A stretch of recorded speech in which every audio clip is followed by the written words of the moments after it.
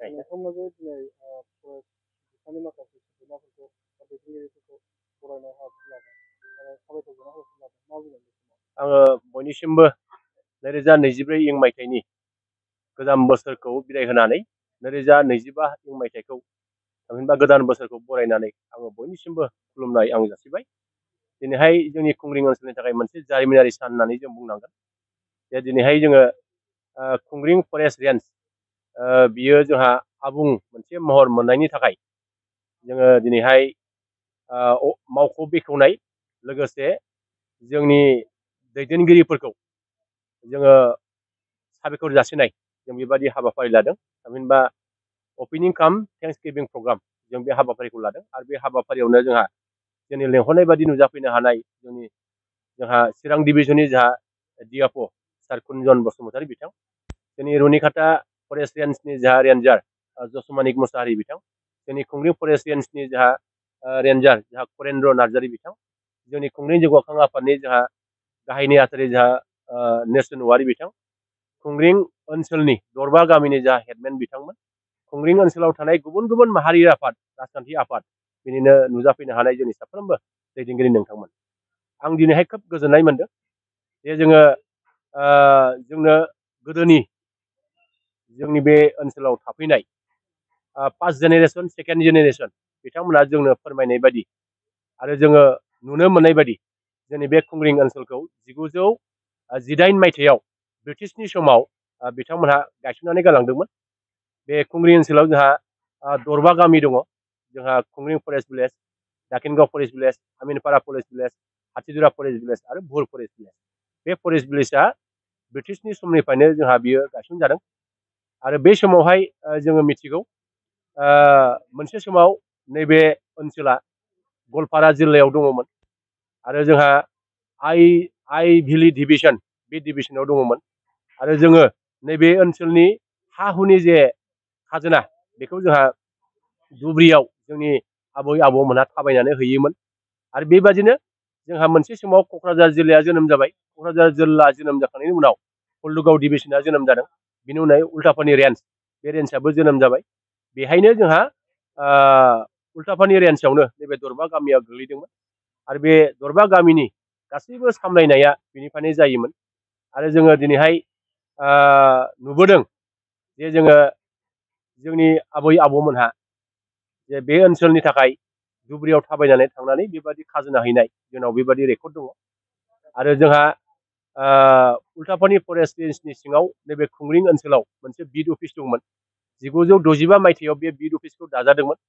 आरो जोङो दिनै फैयै फैयै बेबादिनो गोबां जोंनि बे ओनसोलनि हा हुनि खामानि बायदि बायदि खामानि बे खामानिफोरखौ बे बिड अफिसनि गेजेरजों जों मावदोंमोन आरो दिनैहाय जोङो 2023 जे 2003 मायथाइयाव जा बिटिसि गोरोबथा जादोंमोन। बे बिटिसि गोरोबथा जानाय समाव जोङो खुंग्रिं ओनसोलनि गोबां माहारियारि आफाद राजखान्थि आफाद बे जोङो ज' लोगो नांनानै जोङो खुंग्रिंआव गुबुन गुबुन सरकारि फसंथान गायसननांगौ बेबायदि दाबि खालामनानै जोङो जोंनि ओनसोलखौ लुखांनो थाखाय जोङो नाजाबोदों आरो दिनैहाय नैबे खुंग्रिं फरेस्ट रेन्जआबो मोनसेमोन। दिनै जोङो थांनाय 2016 मायथाइयाव जोंनि नैबे खुंग्रिं फरेस्ट रेन्जआ मोनसे नटिफिकेसन जादोंमोन आरो दिनै फैयै फैयै 2024 मायथाइयाव जोंहा 7 सेप्तेम्बराव जोंनि नैबे फरेस्ट रेन्जआ जोंहा फुल प्लेजेड जाबाय। दा बे फुल प्लेजेड जानायनि थाखाय जोङो जोंनि दानि आथिखालाव मावबाय थानाय जोंनि अफिसार्स बिथांमोनखौ जोङो दिनैहाय साबायखर जासिदों आरो जोङो बिथांमोनखौल' नङा जे नैबे फुल प्लेजेड फरेस्ट रेन्ज जाफैनायनि गुदियाव जोंहा मोनसे समाव जोंनि हल्टुगाव डिभिजननि जोंहा डिएफअ डक्टर रमेश बिथांनोबो जोङो साबायखर जासिदों। बिथाङा गोख्रों खामानि मावनानै जोंनो बेखिनि महरखौ बिथांमोना जोंनो होदों आरो बे समावहाय जोंहा एसटिएफ हिसाबै दंमोन राजिब कुमार ब्रह्म, बिथांनोबो जों साबायखर जासिगोन आरो जोंहा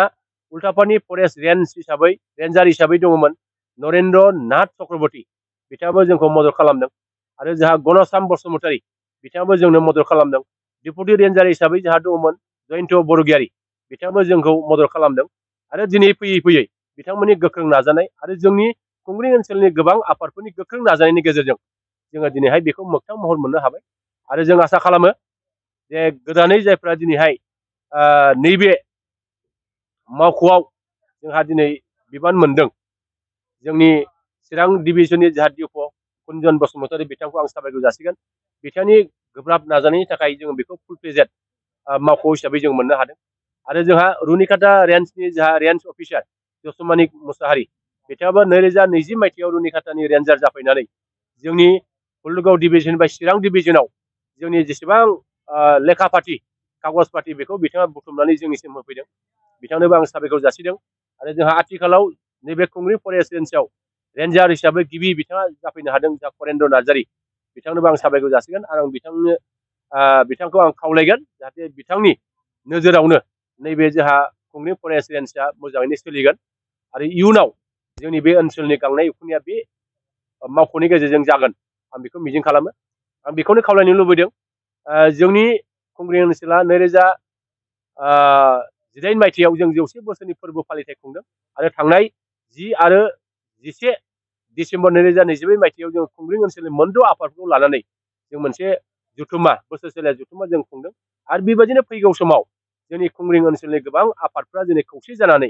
जोंनि ओनसोल लुखांनाय बे खामानिखौ निश्चय मावगोन जोंनि थांखि आरो नोजोरा बे आदर्श जौगाखां आरो गेदेरसिन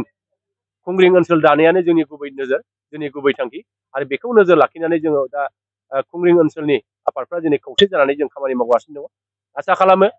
जे जोंहा नैबे खुंग्रि ओनसोलनि सिङाव थानाय जा खुंग्रि फरेस्ट रेन्जनि गेजेरजों जे जोंहा दा थांनाय 15 आगस्टआव आसामनि गिबि मन्थ्रि डक्टर हिमन्त बिश्व शर्माया सिखोना जोहोलाव नेशनेल पार्क हिसाबै फोसावबाय बे बिश्व शर्माया सिखोना जोहोलाव नेशनेल पार्क हिसाबै फोसावबाय बे सिखोना जोहोलाव नेशनेल पार्कसिम थांनायनि थाखाय जा खुंग्रिंजों मोनसे लामा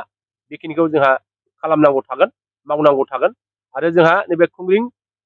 रेन्जनि सिङाव जोंहा माखासे बिड अफिस बानायनांगौ दङ बिथांमोनहा निश्चय बिनि सायाव सानगोन आरो खामानि मावगोन आरो खुंग्रि ओनसोलाव थानाय गोबां जोंहा हाग्रा बंग्रा बेखौ फोजोबस्रांनो थांगासिनो दङ बेखौ रैखाथि होनायाव संरैखाथि होनायाव जोंनि खुंग्रि ओनसोलनि रायजो राजाफ्रा आफादफ्रा खौसे जागोन आरो बेनि थाखाय जोङो गोख्रों नोजोर लागोन आरो बिथांखि लानानै खामानि मावनो जों सिगांगोन दा बेनिखायनो ओनसोलनि गासैबो आफाद सानसुमै मेलेमजिबि रायजो राजाफोरखौ आंनि गुरै खावलायनाय जाहाथे फैबाय थानाय समाव जों हाग्रा नङाबा जोङो निश्चय जों थांनानै थानो हानाय नङा मिथिंगा नङाबा जोङो थांनानै थानो हानाय नङा मानसि आरो मिथिंगाजों जोबोद सोमोन्दो दङ आरो दिनैहाय मिथिंगा गैयिनि थाखाय हाग्रा बंग्रा जोबस्रांनायनि थाखाय जिब जुनारजों दिनै मानसिजों बेबायदि मोनसे कनफ्लिक्ट जे दावहा बे थासारिखौ जों मोनदों दा बेनिखायनो साफ्रोमबो रायजो राजा बेनि थाखाय कनसियास जानांगोन सांग्रां जानांगोन आरो इयुनखौ दिनै खुंग्रिं रेन्जखौ बेखेवनाय हाबाफारियाव रायजो राजाफ्रा लैहोर लैहोर फैनानै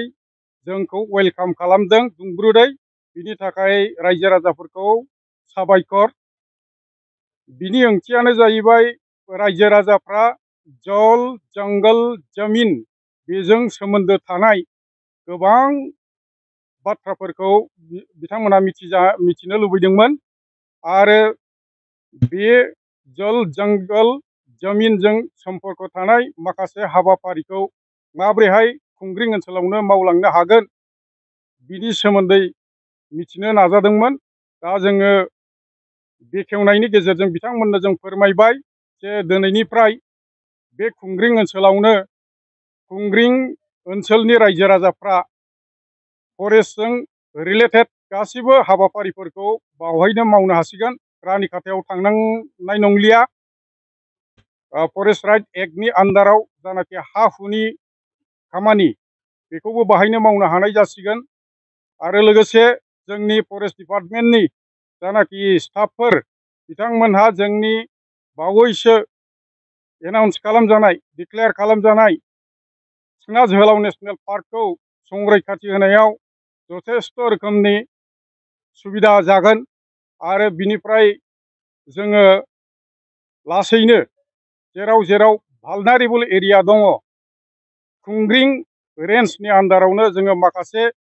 बिड अफिसफोरखौ